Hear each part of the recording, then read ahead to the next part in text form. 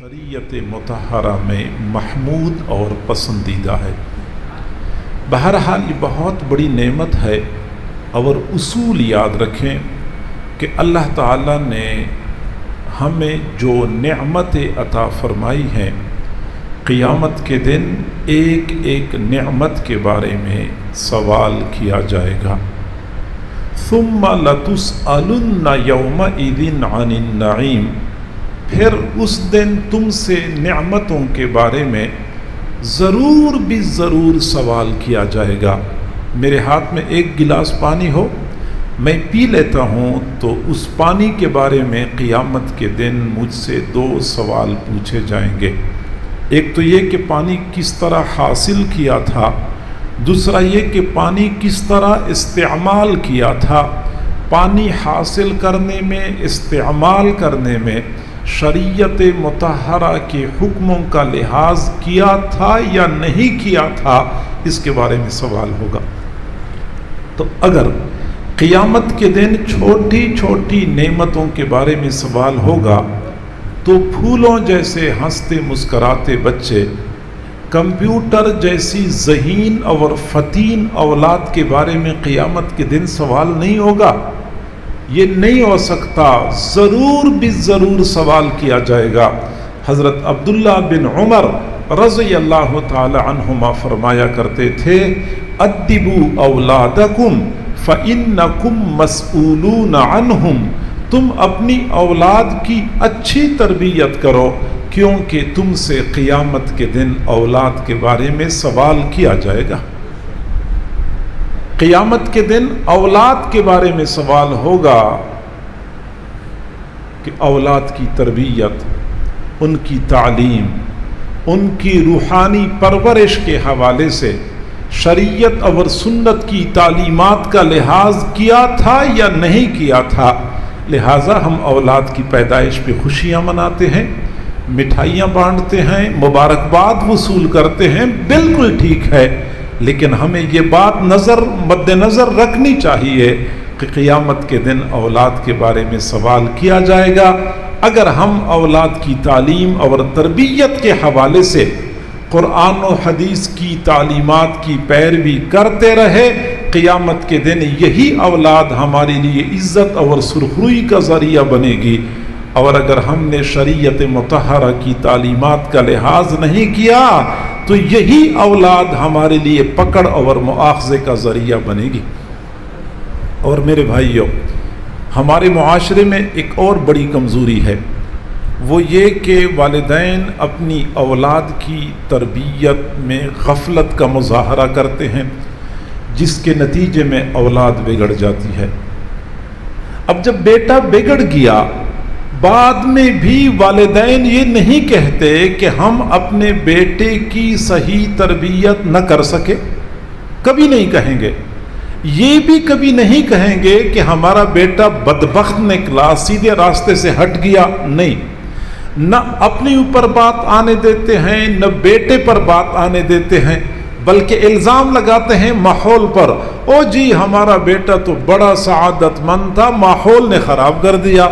हमारा बेटा तो बड़ा नेक था, दोस्तों ने ख़राब कर दिया। इल्ज़ाम माहौल पे लगाया जाता है, इल्ज़ाम दोस्तों पे लगाया जाता है।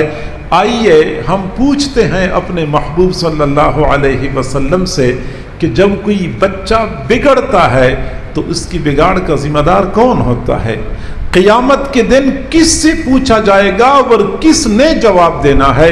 तो आप सल्लल्लाहु अलैहि वसल्लम ने फरमाया, कुल्लु मौलूदी यूलदु अलल फितरा, हर पैदा होने वाला बच्चा दीन इस्लाम का मिजाज लेके दुनिया में आता है।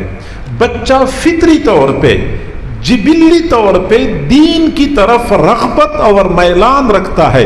कभी आपने गौर किया है, बच्चा बिल्कुल छोटा होता है, उसको नहीं पता कि नमाज दीन का सुतून है, लेकिन जब वो अपनी वालदा को नमाज पढ़ते हुए देखता है तो वो भी मसल्ले पे खड़ा होकर नमाज पढ़ने की कोशिश करता है। किसने बच्चे को समझाया है कि नमाज पढ़ा करो? किसी ने नहीं समझाया। बच्चे की फितरत में दीन की रग़बत और मोहब्बत डाल दी गई।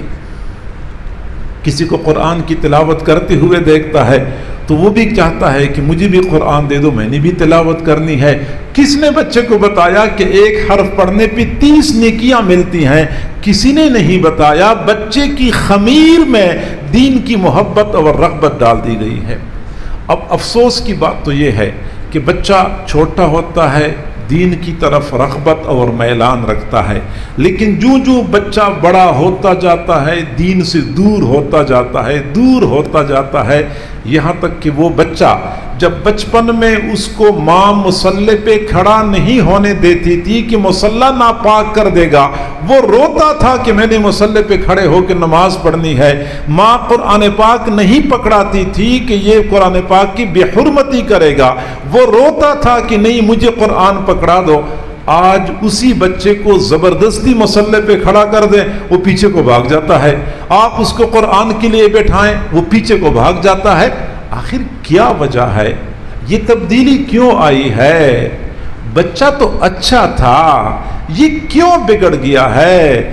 تو میرے محبوب نے فرمایا کل مولود یولد علی الفطرہ، ہر پیدا ہونے والا بچہ دین اسلام کا مزاج لے کے آتا ہے، پھر بگڑتا کیوں ہے؟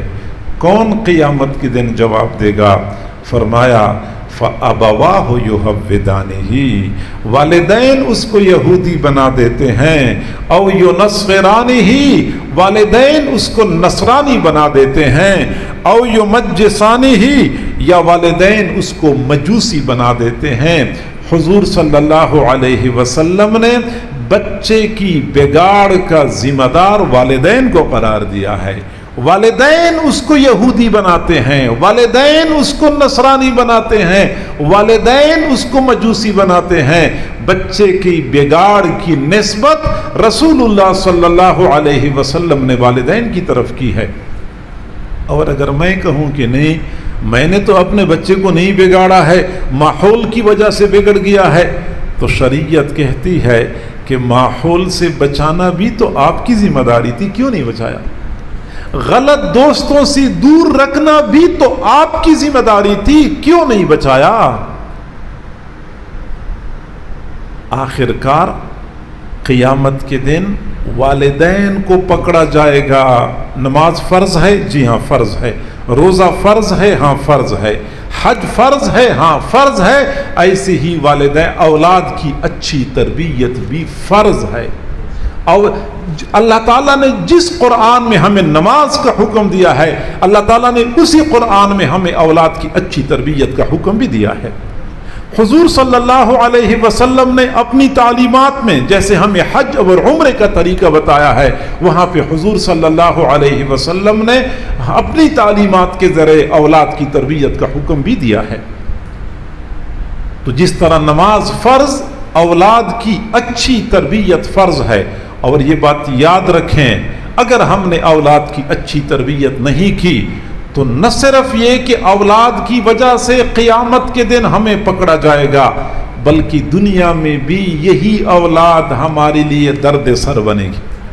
آخر آپ لوگوں نے کبھی سنا ہوگا اپنے معاشرے میں کہ کئی مرتبہ ماں بیچاری اپنے بیٹے سے اتنا تنگ آ جاتی ہے، وہ کہتے کہ کاش تو پیدا ہی نہ ہوتا۔ یعنی ماں جب اپنے بیٹی کے لیے اتنے الفاظ بولتی ہے، یا والد اپنے بیٹی کے لیے یہ الفاظ استعمال کرتا ہے، کاش کہ تو پیدا نہ ہو چکا ہوتا۔ یہاں سے ہم اندازہ لگاتے ہیں کہ والدین اپنی اولاد سے کس قدر تنگ آ چکے ہیں۔